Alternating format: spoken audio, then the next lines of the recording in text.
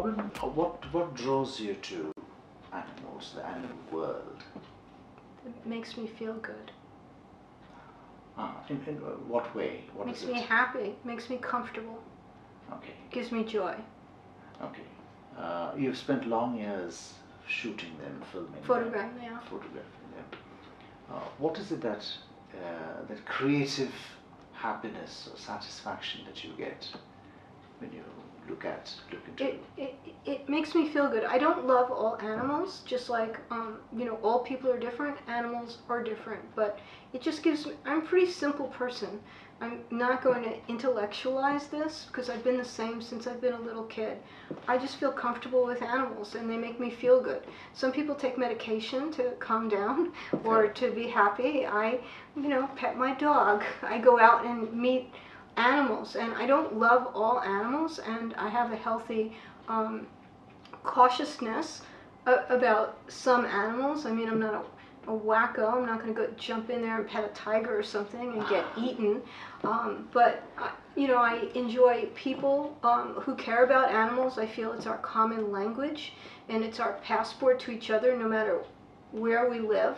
Whether I'm, you know, in New York talking to people in Missouri, or you know, the South, which in the United States is real different, or I just went to Australia last year, and here I'm in India, and the animals are a form of, caring for animals is a form of communication between diverse people, whether they're men or women, or of different religions or different countries.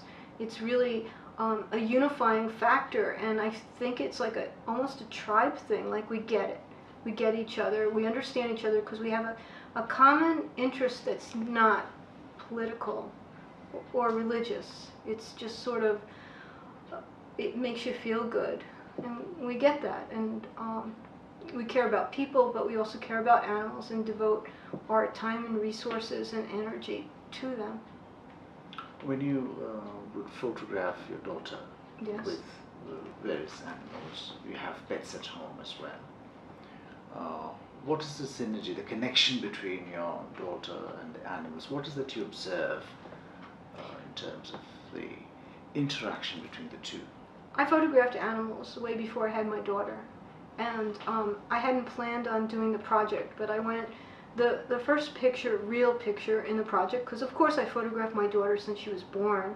I'm a photographer, I mean, every parent does that, but I went to photograph a chimpanzee, and I brought my husband and my daughter along, and the caretaker of the 2-year-old chimp, somehow my kid and the chimp got together and they loved each other.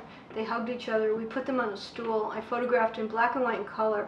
I was really a black and white photographer up until that point. And they hugged, they kissed a lot, and then they fell off the chair together. She was 3, he was 2. And I showed my graduate teacher the work. I had been in touch with my graduate teacher from Pratt Institute in Brooklyn, and he told me to go with it and to use the color. And usually if someone I respect tells me to do something, I do it. And I did it. Okay. That was the start of it. And I gave up photography. I did that in July, and then I gave up photography altogether for a while because my mother was dying. And I just got really sad. You know, it was like a real shock. She was diagnosed with cancer, and she lived 6 months, and my mother-in-law died, and then 6 weeks later my mother died, and it left me a little loopy. And then so that was February, and then the first picture I took, again, of my daughter with my dog, I set it up sort of like the princess in Velasquez painting, and I took that picture, and it sort of helped me come out of being sad.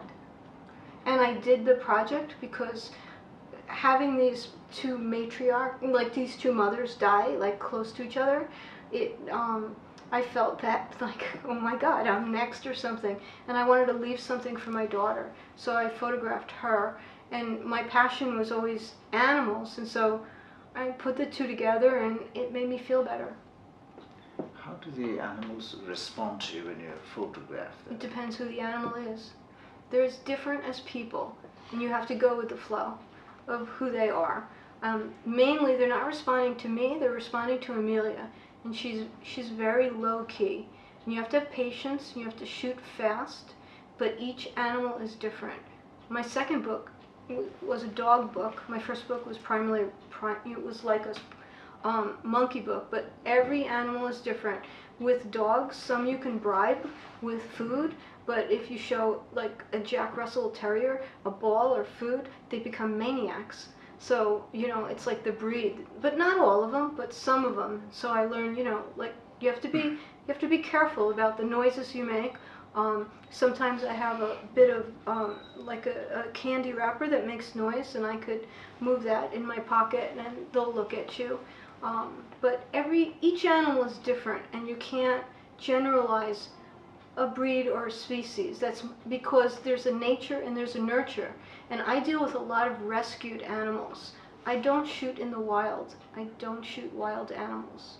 I shoot animals that have been either rescued or pets or cared for animals on the street, like in Delhi. And I've done a lot of strays. A couple of decades ago, when I was in graduate school, I photographed stray dog packs in Brooklyn and New Jersey and Manhattan. And you know, they're afraid of people, and you have to bribe them with food. But they've been abused, and they're very frightened. And you have to walk very carefully and move very slowly. And that's one of the things. My daughter has a calmness about her. And more or less, most of the animals respond well to her and trust her.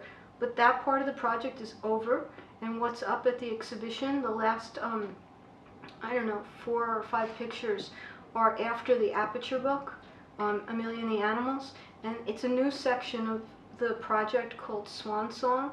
My daughter's 19, and she wanted to go, and she's collaborating with me, and those new pictures include fashion with 2 specific rescued primates, and my dogs, and she gets to dress more nicely and not get peed and pooped on anymore. And we get clothes at the Salvation Army, and this other photographer, Claire Rosen, loaned us some clothes. She was here last year, and so I tried to, with that project, make my daughter happy and cajole her, lure her to still work with me. Okay. Because she's busy. So she becomes a sort of a wire media between you and the animals that you picture. In some sense, a wire media, a sort of a medium between you. Yeah, I mean, without her, I wouldn't do that specific project. And you know, she's my daughter, and she grew up faster than I, you know, was ready for, and it keeps her with me. That's why I brought her to India. Though I couldn't shoot as much because she was bored by that. So when you shoot an animal, photograph, yeah. Photograph. You know, I come from the U.S. Yes, shooting has become such a bad word. I have to change that as I teach because I feel really guilty about it. So we photograph rather than shoot. Do you wait for that perfect picture? I'm never perfect. I'm sloppy. And I'm changing from Canon to Sony, and I should have brought my Canon to India because I know it better, but it's heavy and it sort of blows my elbow. And I didn't want to look like a tourist, though I can't help it, right? Like, it's so embarrassing to like, hi, so I have this little Sony A9 that I like, but I don't feel I'm working on it, but you know, I don't have it. I had the Canon for a long time, and before that, Mamiya 7. So I think my mistake was not bringing the camera I was really used to, and so I have to come back. I have to find a way for somebody to invite me back and pay for my ticket, so I could go back. Here. Shoot, yes. Yeah. Most of us photograph animals or pets or strays on the street, perhaps. Here, you mean? Yeah, a lot of us do, and we take pictures and we post them on Facebook and all that. What do you understand from the animal's perspective? Are they sort of aware that something is happening? Of course they are. They're cognate. You know, they're aware that I'm there. I think that, you mean photographing here? Yes. Wherever, I mean, at home, back home, or... I think they want to see if you're kind or if you're afraid or if you're aggressive. They're assessing you, right?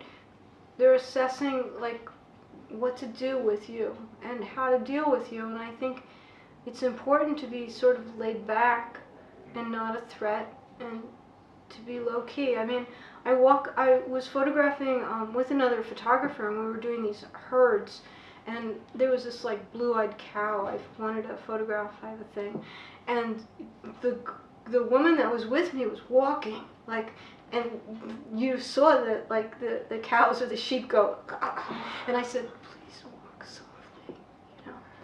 I still have cow poop on my Oh shirt. dear.